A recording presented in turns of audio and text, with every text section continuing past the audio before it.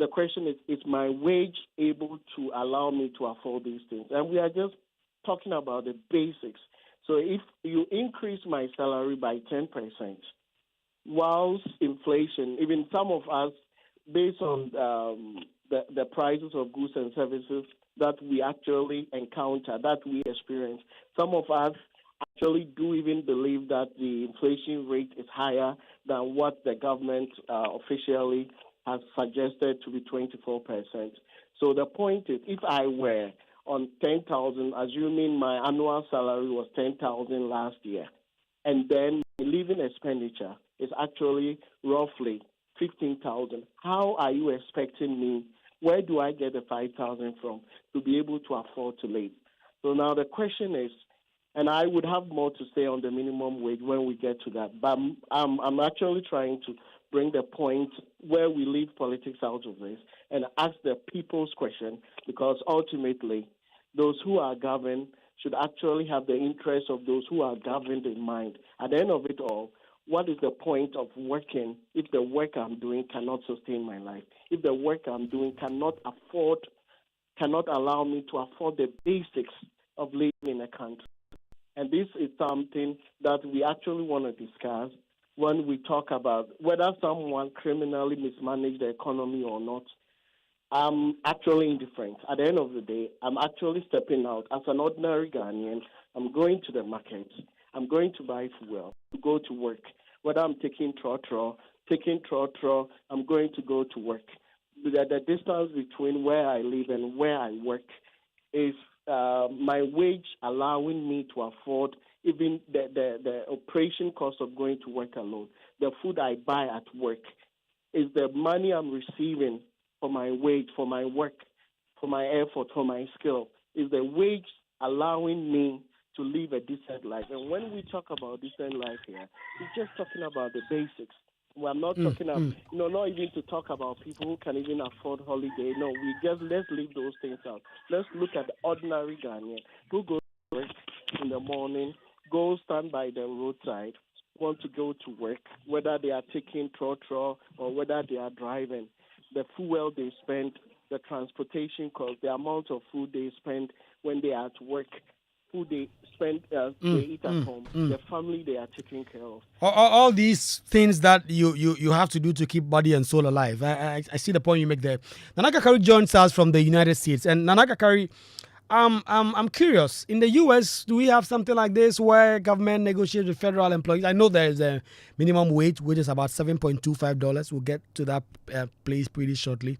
And in fact, persons like Senator Bernie Sanders and others have made the point that the U.S. is way overdue in terms of increasing that to way above $14 and all that. It's faced some resistance from among some congressmen and even from people like Elon Musk and others. But you bring that to Ghana and you see 10% base pay for public sector workers, given all the inflationary pressures that we have. Around the table, consensus seems to be, listen, you have to weigh it in terms of your ability to go to the market and how exactly it brings, what you're able to bring home when you go out there on the market. I wonder where you stand on all of that. And Kwaku, you're very right. The United States also has issues when it comes to base pay, especially for individuals working in retails like Walmart, Rite Aid, Walgreens. These are pharmaceutical, and I'm talking about Walgreens, pharmaceutical department stores. So we do have it, but I'll tell you, currently right now, the U.S. is experiencing mass layoffs with the president. You will see that there are federal workers being laid off, workers in IRS, basically the department that handles our taxes. All these, when they are being laid off, I'm talking about thousands of workers losing their jobs. You also know about the USAID that handles foreign aid.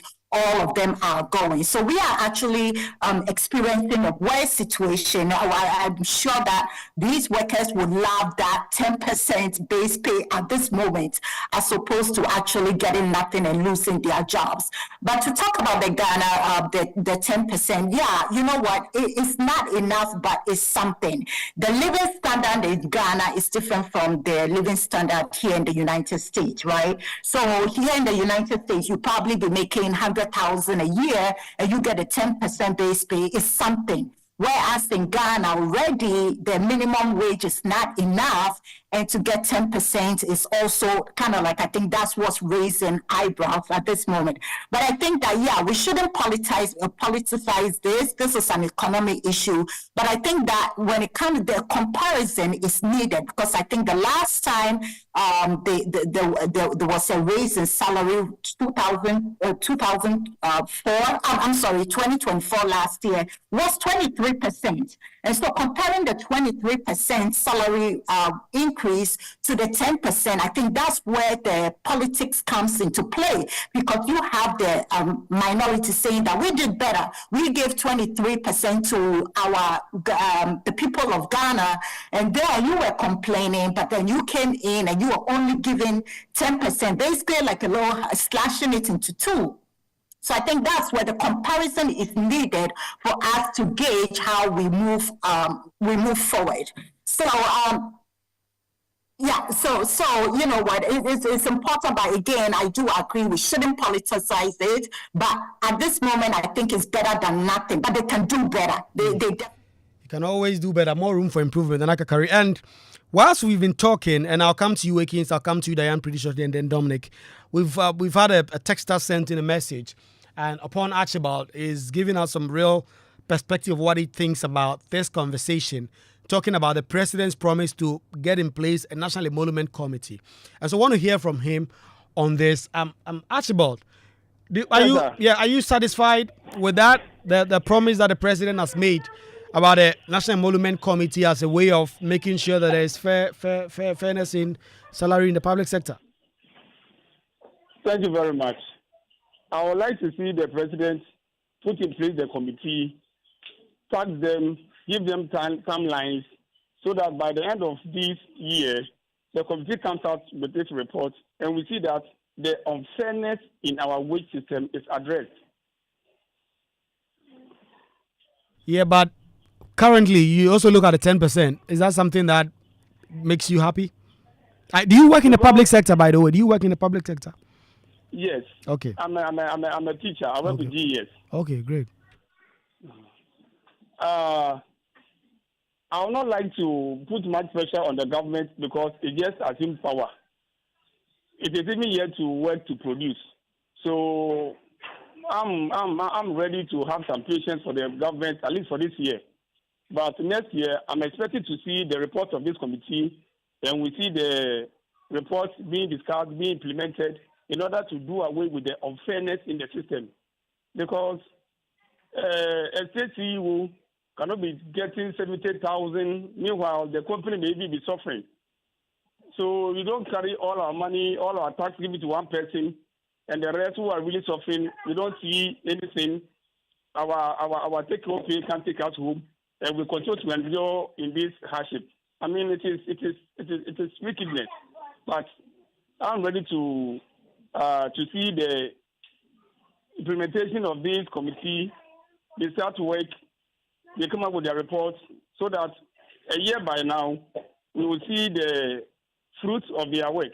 We will see that workers have seen that the disparities in our wages have been dealt with, and everybody will be happy to work. Because many people are leaving the shores of Ghana, and we must get some to stay at home to work. If all of us are leaving, then Ghana wouldn't be Ghana. So let's get a very fair system where people can live. I mean, people can live good lives and work for the country. Thank you very much, Mr. Upon Archibald. Upon Archibald is a teacher. He works with the Ghana Education Service, and he's made that point. He sent us a text, and we called him to hear his views on this. And Upon just ended there talking about paying public sector workers. I mean, state CEOs, some of them big, huge sums of money. And it took me back to the SIC's boss, and that's a conversation we had yesterday. The SIC boss, state insurance company, entitled to 840,000 Ghana cedis every year. That translates to 70,000 cedis a month. And it is subject to a 15% annual review, 15% annual increase, cast in stone for him or her, whoever may be at post. So, Akins, there's this conversation that is still yet to really be had. And John Mahama is promising a monument board of a sort to discuss the entirety of the public sector. But you look at state CEOs like this, GNPC, Cocoa Board, getting all the juicy perks. Some of them are getting paid for a domestic help allowance of 3,000 Ghana cedis. Sometimes that is more than a teacher earns. And then you come here and we say, oh, there's no money. But the people in some of these public sector companies are earning the largesse. And that is why some of them just don't want to understand when government says, we don't have money. Yes, Kwaku, I think that Archibald has brought up a very important conversation that I think that as a country we need to have. And so I will be very happy if the said committee that the president has promised to establish would be established, inaugurated, and then would be given timelines so that, you see, the point is that people who do really the job in our villages, right, our teachers, our nurses, and sometimes you hear the kind of salaries that, they take. In this era, people take as low as 2,000 cedis. I mean, you ask yourself. And so you have a lot of our young people today who, even if they read education, they read sociology, they read social work, they read psychology, well, we need them in our communities, we need them in our social welfare centers to really contribute to our community. You see them fighting over agencies like the GMPC, the Ghana Gases, with education, BA in education, BA in psychology, BA in nursing. Meanwhile, there are critical issues within our societies that we need their expertise. But because of the huge salary disparities, people are not even enthused, or people are not committed to practice the kind of skills that they receive, in these agencies. And so I think that it's a very serious conversation that we need to have.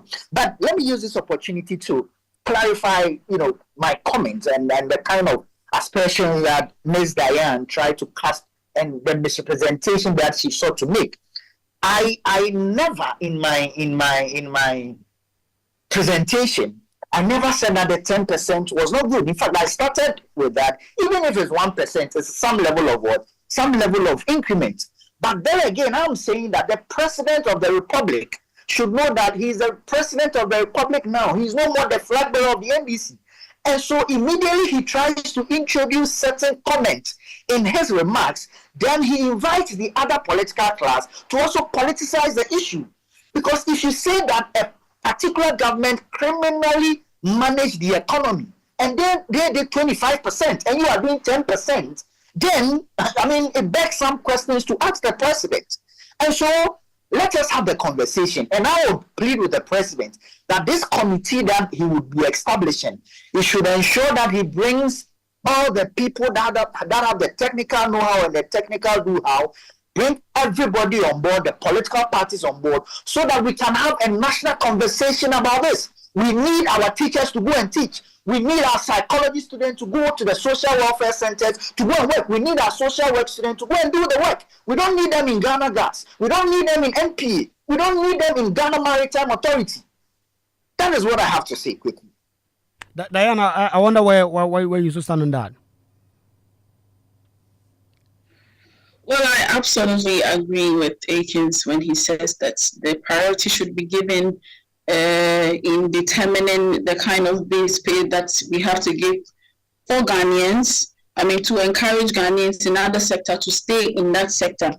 We are not far from the economists in the other African states.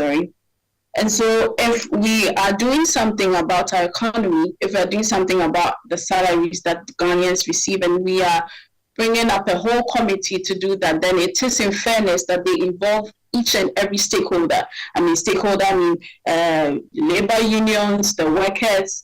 I mean, it would even be more prudent to get the views of Ghanaians, I mean, the average Ghanaians on this, get the views of the youth on this as well.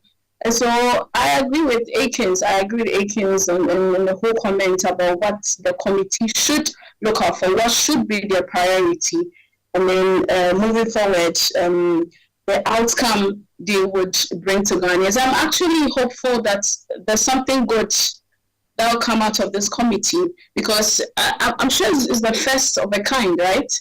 It's the first of a kind. There's a committee like that that's been set up for getting not equal but equitable salary base to avoid issues like SIC manager who case and all that. So on that basis, yes, I agree with. Okay, right. Diana, thank you very much for those views that you've shared, and we'll get shortly to Papa Nino who sends us a very interesting message that I'll read to you, and then we can get to it. But Dominic, where do you stand on the point that we just made about how certain persons in the public sector are getting huge sums of money as pay every month, and the public sector, some civil servants mostly, have to contend with 10%, 5% every year and then? Well, obviously, I don't know. We have over 80% of civil servants actually earning less than 3,500 a month. These are mostly teachers, nurses, and some of our colleagues who are even doctors are not able to live on their wages. You understand? And they normally have to do a second job just to make round the month. And to see your colleagues, friends, who probably don't have the expertise the teachers, the nurses, and all these people in the health sectors have, pushed to GNPC, like the colleague suggested, through political connections, political links. And for some of these people to be making 10,000 cedis a month as base salary, excluding transportation, fuel allowances, housing allowances, that actually tells you there's something fundamentally wrong with how our wage is structured, especially the people that you need, the civil servants, the doctors, the nurses, the teachers, the policemen, these are actually the people who actually are practically the foundation of your society. You need these people to be cushioned well, to be getting good, decent salaries so they can actually concentrate on their work. But there is something I actually want to point out, because the colleague from US said something about 10% being better than nothing, obviously. But I think there is a misrepresentation here. Yes, 10% may sound like the increase, but it's actually not an increase of 10% compared to what we received last year. I'm talking about the base salary of 10% using the minimum wage as reference here. Last year's minimum wage, which was 18 cedis 0.15 at the beginning of the year, that was equivalent to about $1.5, so $1.50, right? Based on today's using the $1.5 as the base, there's actually a decrease, because the 19.97 that we are getting this year as the minimum wage is actually a little less than $1.30. So when you do the calculation in terms of real wages, it means the minimum wage compared to last year is actually just 14.80, 14 cedis, 80 pesos. So you can only buy your 19 cedis that we are getting this year, can only purchase 14 cedis worth of goods as of last year. So it looks like on paper, it may look like, okay, we are getting 10% increment. But in real wages, in terms of what you can actually buy with that amount of money, is actually a reverse. It's actually not a progress. That is why some of us are saying, okay, the 10% increment across board is actually not a livable wage. When you look at the inflation and how prices of goods and services have actually jumped across all board, practically every aspect of our life has seen an increase more than 10%. So it's actually a reverse, and that is something I wanted to point out because we keep on hinting at 10%, 10%. But when you do the real calculation using last year as the dollar as the base, which practically affects everything we buy and sell in Ghana, you would actually see last year's minimum wage compared to this year is actually not an increment, rather a decrease in terms of real wages. Something I wanted to point out. But in terms of the real value, we got this message from Papani listening to us in Osu, and he sends us a picture of a loaf of bread and says, "Hello, good evening, Mr. Kwaku Asante and team join us. Please, this cute, lovely bread is 20 cedis and above. That is above the current daily minimum wage of Ghana cedi 19.97, and it cannot buy it. Please, the Post Office Excellency, the President of Ghana, to meet all leaders of organized labor leaders was a good mark. We'll wait to see what comes next." And Papani joins us on the phone. Papani, thanks for your message, and thanks also for connecting with us on this matter. You really must love bread, given the context you've said with the bread. But that's a very good context about how the daily minimum wage cannot even buy one loaf of bread. Yes, please. Good evening, Mr. Kwaku Asante and all the team. Yes, we are listening. Yes, please. Actually, I love bread so much. Bread is my favorite food. And as I was saying, a family of 5 cannot buy bread 20 cedis and for them to be satisfied. So I mean, very nice. The point you make brings me to understand of a post I saw on X about someone who said he wanted to buy bread for 10 cedis, and then the vendor took a knife. And he was shocked because he thought 10 cedi could get him a loaf of bread, and they were actually coming to cut portion of the loaf of bread for him. Bread prices have indeed gone up, and certain bread brands that we used to buy for 10, 20 cedis, now you need 50, 60 cedis to buy a loaf of bread. So the point you make is really interesting. Yes, please.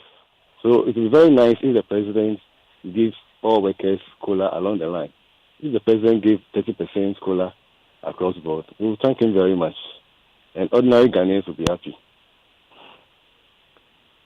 Papani for sending us that message. And that leads us into the minimum wage conversation. 19.97 Ghana cedis. That is what we have currently. Less than 20 Ghana cedis, and less than $1.50. $1.50. It's less than that. And like Dominic said, this economy is a cedi economy, but in terms of what we buy, it's a dollarized economy. Now, Nakakari, 19.97 Ghana cedis, less than $2. And in the US, it's $7. Of course, the economies are widely and vastly different. Is it enough? You know what? It's not enough looking at it from my angle here in the United States. But again, I'm going to repeat, it's something for somebody somewhere in the village in Ghana. Okay. Now, what I was surprised was just to give you a quick scenario of what's going on here. When President Trump took office January 7th, the first thing he did was set up a department, right, called the Department of Government Efficiency, that is being led by billionaire Elon Musk. And that department was basically set up to save the government money, of course, which has resulted in some layoffs and what have you. And just a few hours ago, they said that the money that was saved by that department is going to be redistributed back to the American people. So 20% of that money that was saved due to that efficiency efforts that Elon Musk and his team conducted, where they said with no proof that they found a lot of fraud in the system and they've been able to save billions of dollars. That money is going to then be distributed back to the American people. Well, I'm saying that to say that, you know what, I thought that's what President Mahama would do. First, see how much money we can save or through federal government or institutions. We talk about what's going on in the SIC, right? That they need to review that institution and many more institutions to find out why some of the top leagues are making huge amount of Ghanaian cedis, and then the average worker is making way less, a wider gap that doesn't make any sense. So I think that this is just a start, right?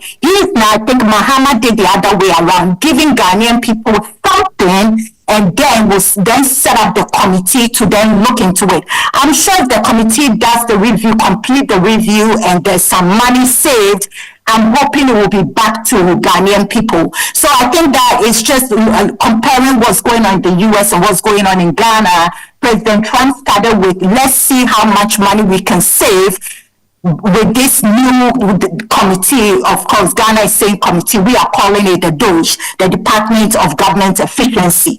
And there we'll see how much money they can raise, the salary raise, whatever. I think President Mahama is doing the other way around. He started with, let me give you some money, which is the 10%, and then I'm going to set up a committee to look into it. Another quick important thing I wanted to notice, there was the organized labor on the at the table, right, for discussion.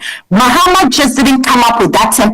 I think there was an agreement between President Mahama and the organized labor, and they came up. I don't think that if the organized labor will just look at something to be put out there that is not fair to the Ghanaian people. So all I'm saying is the money is not enough. 10% definitely is not enough. But let's see how things unfolds from here. And 19.97 Ghana cedi, if you do that, say for someone that truly earns the minimum wage and the person works for 28 days in a month, 28 days, if that person in 28 days, it's a lot, means working on weekends sometimes and all that, that brings you to 559.16. That is what national service personnel used to earn some few months or years back until it was increased to a little over 700 Ghana cedis. So even national service personnel are not getting 559. Now, that is 19.97, the current minimum wage up for working for 28 days. Akins. Hello, Akins. Okay, let me bring in Dominic. Dominic, where do you stand on that? I mean, just a little over under 20 cedis. Yeah. See, this is so dominant, honestly, and I don't know. It's like I already pointed out. We are talking about people. Wage being livable, that is being able to live on your wage. You understand? Now, if you're on this minimum wage of less than 20 cedis, and even if you work, let's say you stay at Ablekuma and you work at Awoshi, and you're on a minimum wage, which is usually a lot of low income jobs, shop attendants, waitresses, waiters, and from Ablekuma to Awoshi. So let's make it so like a bit of a realistic reflection of what it means to live in Ghana.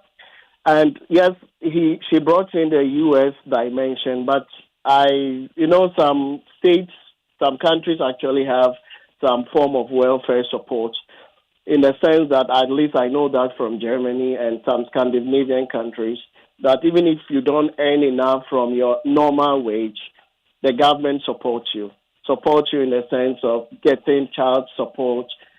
They support your rent, and then they actually top up your salary. But let's look at this example I'm setting. You live at Ablekuma, Awoshi. This is quite a short distance, but in and out from work is going to set you back 8 cedis per day.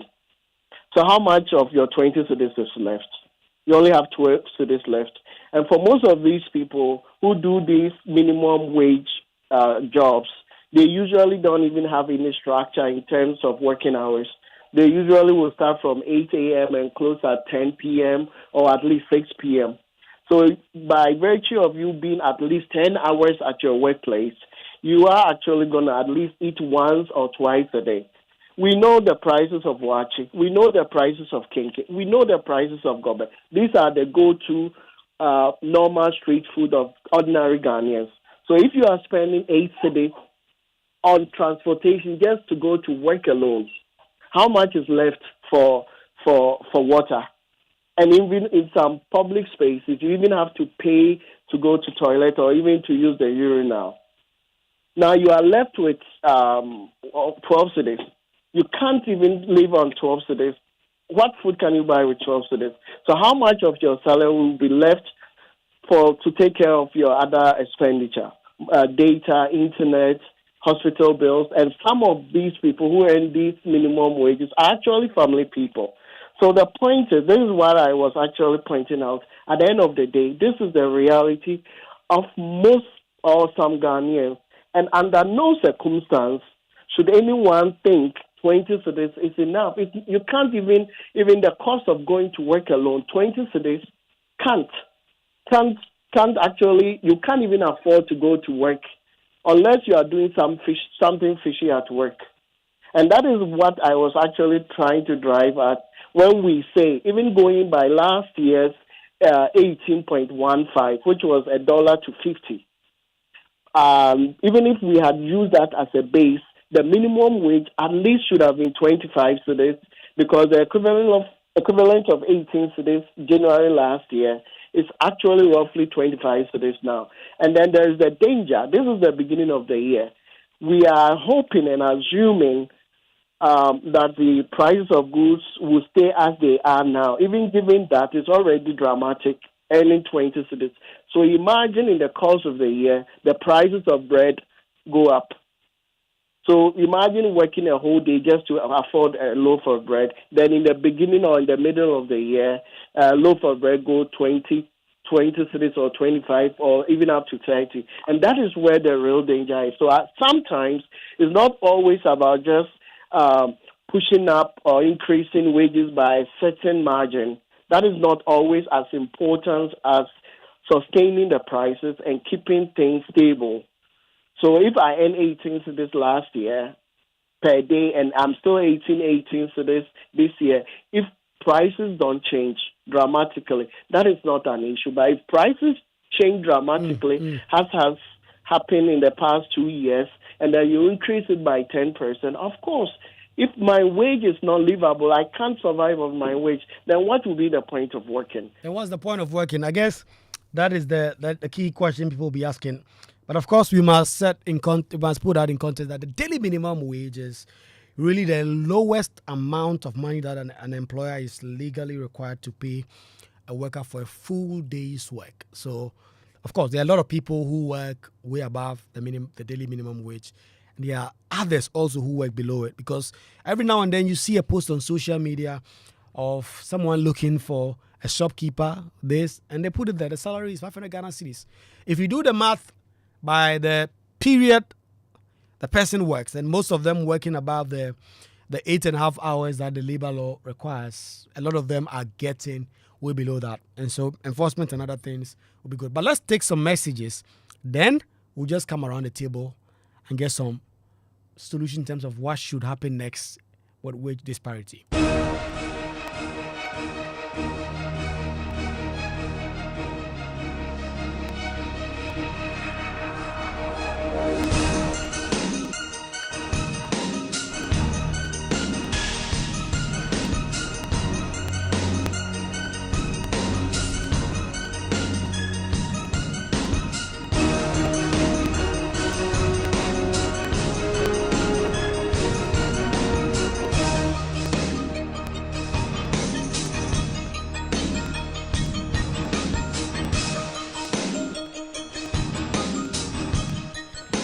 This one from Jesse in Sakumono says, I'm appalled at the new daily minimum wage of 19.97 Ghana cedis.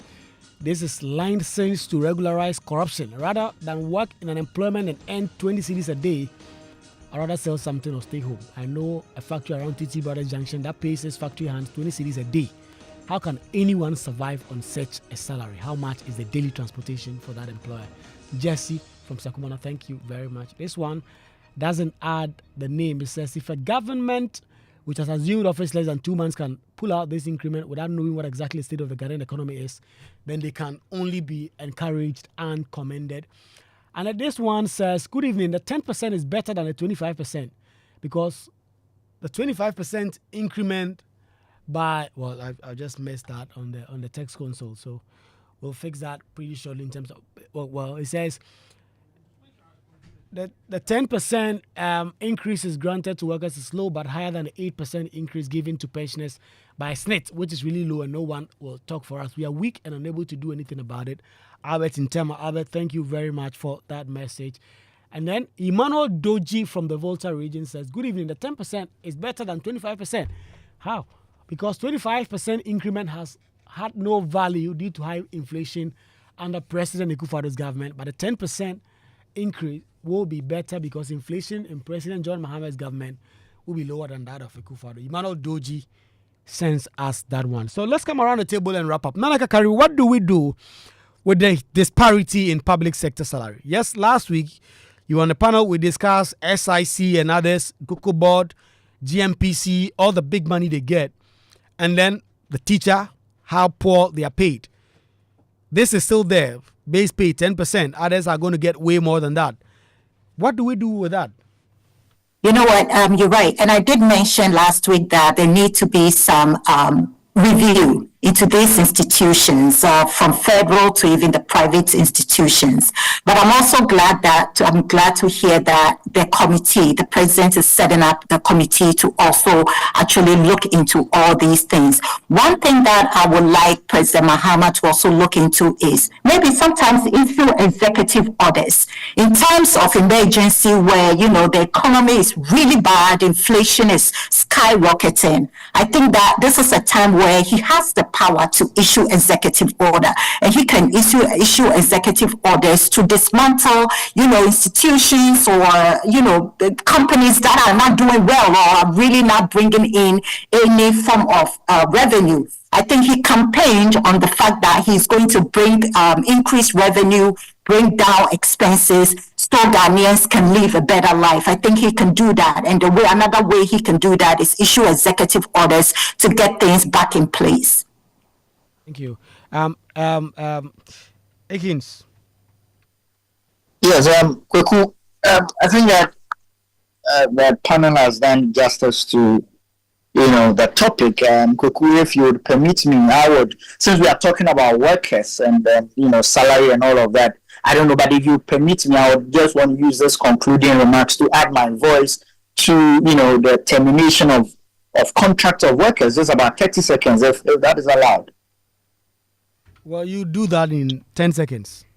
All right, so Kwaku, I think that as a young person and having to see my colleague who sometimes take 5, 4, 3 years to get job in this country, having them being laid off by the government is quite sad.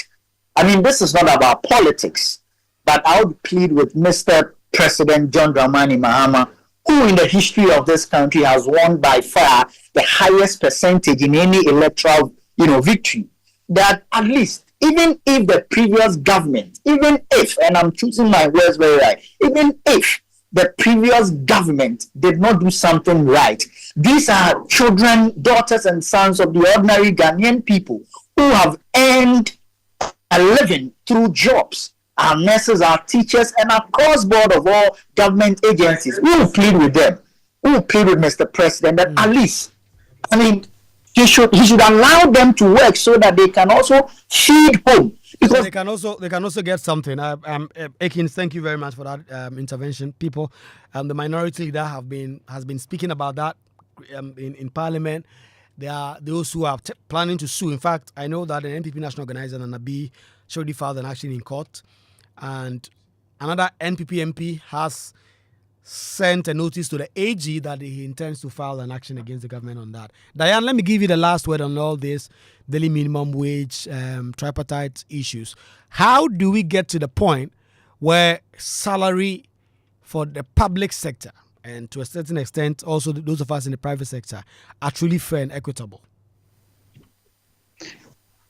Okay, thank you, Kwaku. I'd like to just touch lightly on the whole inflation with regards to increment issue. You see, when we say we are focusing on increasing just the salary, the minimum wage salary, that means that we have to do it in accordance to how the inflation is going for the economy. Today, President Mahama can just say, you know what, let's just increase the minimum wage to 100%. We can't do that. The fact is it going according to the development of the economy? As it stands now, it has been increased to 19.97 Ghana cedis, but it's raising against the dollar.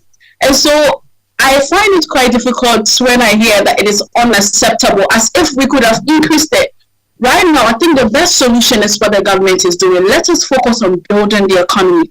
Let us focus on building an economy where our inflation and our minimum wage salary wouldn't have to be doing races against each other. When we know that we are at a base in our economy where things are moving on well, I mean, the city is doing well as against other currencies, then when we say we have increased salaries to, as let's say, 5%, it still would make sense. At the end of the day, it is the value that it carries. And we are weak. We are weak as economy. We are weak. So we need to strengthen that part. And then we are going to focus on how we would make life better. I hope I'm being understood here, because if the whole issue is let's just increase salary, and then the salary you go to the market, and if today you are buying bread for 20 cedis, and tomorrow you go to the market and they've increased your salary to 100%, and bread is now 2,000 Ghana cedis, you still cannot live up to the standard and the living. And so that is where we need to focus on. Now, with regards to the committee being set up, I think it's a right step. It's a right step in that direction. Right. Thank you, Diana. I think we need to call it quits here. It's been a big conversation that has been had. I mean, on Thursday, the president himself was in that concluding meeting to get that deal over the line, and 10% base pay increase for those of you who draw your salary from the public sector, and then a daily minimum wage of 19.97 Ghana cedis. The jury is still out there, but that is not whether that is enough or not, and how exactly we can get to the point of pay equity so that we don't have a public sector where people earn millions and others barely having the time to survive. Thank you very much, Diane. Thank you very much, Nana Kakari, for always making the time to connect with us. She's an international journalist. And you also had Dominic. Dominic really brought some interesting perspectives on that. I like the point he makes about pegging the increase to the dollar, and how even you may get 10% increase, but in real value, it may be a negative. Thank you very much. And Akin Sopoku also connected with us on this matter. My name is Kwaku Asante, show produced by Colin Frimpong and Michael Papania Shala. We'll see you again same time next week.